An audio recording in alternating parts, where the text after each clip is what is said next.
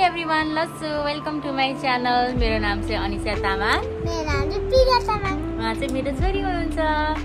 आज चाहिँ म तपाईहरुसँग चाहिँ एउटा मेरो सानो किस्सा शेयर गर्न चाहदैछु। म चाहिँ आज गाइस हजुरले सुन्नु होला मेरो गीत। अनि आज म चाहिँ गीत गर्ने हो। अब मैले अघि नै अर्कै गीत गाथे सुन्दर आयो ताराले हो गाइस त्यो वाला गीत चाहिँ अब म अर्को वाला गीत गर्ने हो। अब थ्यांक यू। अब मामुले कुन वाला के गीत गाउने मामु चाहिँ एउटा कुरा भन्छु के हस् मेरो चाहिँ के इन्सिडेन्ट शेयर गर्न लाग्यो भन्दाखेरि म चाहिँ एउटा गीत गाउँछु के मलाई बोल्नु नदिने हजुरले। अब मेरो पालो है। ओके आज चाहिँ तपाईहरुले पनि नोटिस गर्नुभयो होला बिहानदेखि नेपालभित्र चाहिँ फोन गर्दाखेरि एउटा गीत बजिरहेको छ हैन सबैको मोबाइलमा ब्याकग्राउन्डको रूपमा। त्यो गीत सुनेर चाहिँ मलाई मेरो के स्कुल लाइफको एउटा मेमोरी त्यो मेरो दिमागमा क्लिक भयो हैन। त्यो चाहिँ केसँग रिलेटेड छ भने तपाईहरुलाई फागुनको 2 गते भन्ने बित्तिकै के याद आउँछ? पक्कै पनि भ्यालेन्टाइन्स डे याद आउँछ होला। तर हाम्रो लागि चाहिँ त्यो थिएन कि किनभने मेरो स्कुलको नाम चाहिँ लखन थापा मेमोरियल एकाडेमी हो। अनि तपाईहरुलाई कतिलाई थाहा होला कतिलाई नहोला हैन। लखन थापा मगर भनेको चाहिँ नेपालको पहिलो शहीद हुनुहुन्छ उहाँ। अनि उहाँको स्मृतिमा चाहिँ हाम्रो स्कुल स्थापना भएको थियो। अनि त्यसले गर्दाखेरि चाहिँ हाम्रो चाहिँ फागुन 2 गते लखन थापा दिवस सेलिब्रेट गरिन्थ्यो। भव्य कार्यक्रम हुन्थ्यो हैन। अनि त्यसमा चाहिँ अब नाचगान अनि त्यसपछि अब ट्रिब्युटहरू गर्ने त्यस्तोहरू हुन्थ्यो। अनि त्यसपछि हाम्रो चाहिँ त्यो प्रोग्रामको लागि चाहिँ हामीले एउटा गीत रिहर्स गरेको थियो। अनि हाम्रो म्युजिक टिचर हुनुहुन्थ्यो दार्जिलिङबाट। उहाँ सरको नाम चाहिँ मैले बिर्सेँ। हामीले चाहिँ उहाँलाई थापा सर भनेर बोलाउँथ्यौँ। अनि त्यसपछि तर हामीले चाहिँ सरको नाम निकनेम पनि राखेको थियो के बुढो सर है। अनि सर चाहिँ एकदम छुच्चो हुनुहुन्थ्यो। अनि हामीलाई एचमा गाली गर्ने कति हाँसेको गर्छ यिनीहरू गीत प्र्याक्टिस नगरेर भन्नुहुन्थ्यो। अनि तर माया पनि उस्तै गर्नुहुन्थ्यो।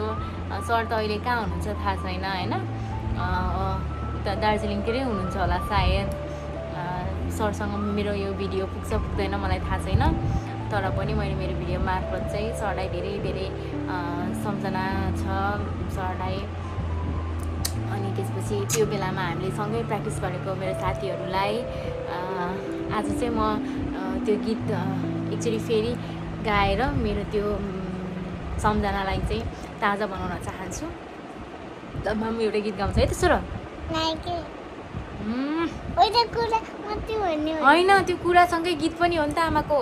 मान्छे एउटै हो नि फरक किन भो श्राम चल्छ सिप चल्छ पानी नचल्ने भो श्राम चल्छ सिप चल्छ पानी नचल्ने भो बनाउँछौ हामीले सुन्दर मूर्ति सजिन्छन् मन्दिर महलहरू बजाउँछौ हामीले बाजा गाजा गुन्जिन्छन् पहाड पर्वतहरू तर आज हामीलाई नै दलित भनी हेला गर्छन् कुकुर समेत भित्र पस्दा हामीलाई किन बाहिर राख्छन् कुकुर समेत भित्र पस्दा हामीलाई किन बाहिर राख्छन् मान्छे एउटै हो नि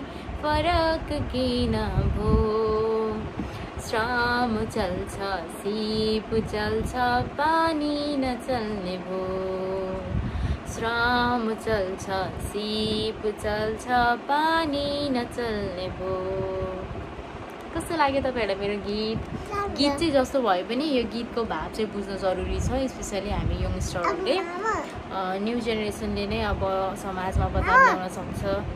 अनि हिजो हाम्रो बाजे बोजू हाम्रो पुर्खाहरूले के गर्नुभयो के अपनाउनु भयो सँग हामीले हजुर रोक न हिजो हाम्रो पुस्ताले के गर्नुभयो र के अपनाउनु भयो सँगलाई सोच्नुभन्दा पनि अब चाहिँ हामीले हाम्रो देशको सुनौलो भविष्यको लागि चाहिँ हामीले सुरुवात आफूबाटै गर्नुपर्छ र यो छुवाछुत अनि त्यसपछि लैङ्गिक विभेदलाई चाहिँ आफ्नो मन मस्तिष्कबाट निकालिदिनुपर्छ अनि मात्रै हामीले एकअर्कालाई हातेमालो गरेर एकअर्कालाई साथ सपोर्ट गरेर अनि मात्रै देशको भलो हुन्छ र सँगै हाम्रो पनि भलो हुन्छ त्यसैले spread love that's all for today म चाहिँ यति मात्रै भन्न आएको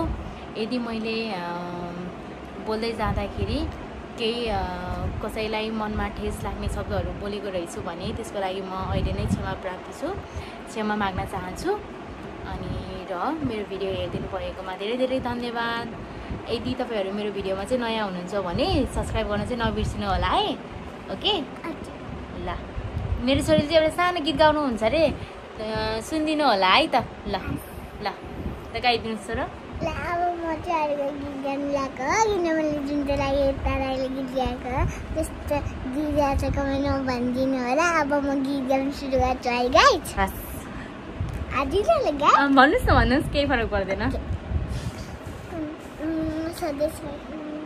बुझेन मैले जुना जस्तै रे फुला जस्तै रे गतन खाना जनाको मुला जस्तै के रे जुना जस्तै रे फुला जस्तै रे गतन खाना जनाको मुला जस्तै रे ना बोक्सी ना बेबी ना डार्लिङ ना बेबी ना थरी थरी गाथलीको पिरतीको सदाले म बोकी हो सजिएके हो बुझेन मैले बुझाइदियो कसैले बुझेन मैले बुझाइदियो कसैले थ्याङ्क यू एभ्रिवान अब मेरो गीत यति मात्रै हो अब हामी यति मात्रै भन्न चाहन्छ अनि हजुरहरूले मामको मेरो गीतलाई के अरे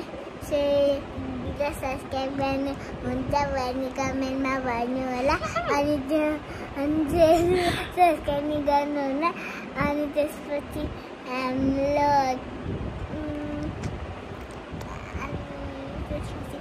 हामीलाई लाइक अनि सब्सक्राइब गर्ने भए गरिदिनु नत्र भए नगाल्नु हुन्छ नत्र भए नगर्नु नि जसरी नि गर्नु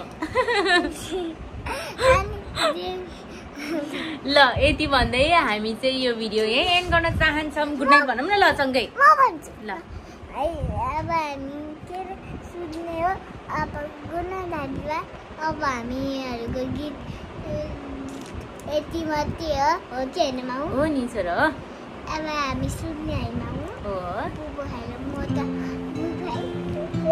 छुट्टी Bye, good night. See you in next vlog.